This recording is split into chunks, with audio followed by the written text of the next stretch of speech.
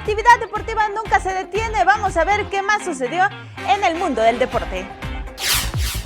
El mexicano Rogelio Romero logró un angustioso triunfo por decisión dividida 3-2 sobre el local Ravshan Ergashev y se instaló en los cuartos de final del torneo internacional de boxeo Copa del Gobernador de San Petersburgo, organizado por la Federación Rusa en el Winter Stadium.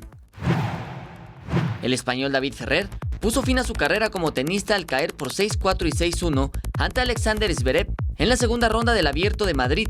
Ferrer terminó con una carrera de 20 años con 27 títulos en sencillos, la quinta mayor cantidad entre los tenistas en activo, detrás de Roger Federer, Rafael Nadal, Novak Djokovic y Andy Murray.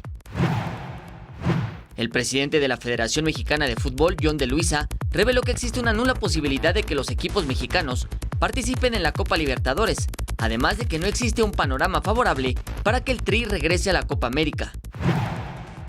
Las Chivas Rayadas de Guadalajara ratificaron a Tomás Boy como su técnico para los siguientes 2 años.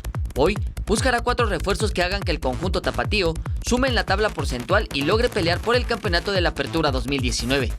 Jesús Arias, 21 Noticias.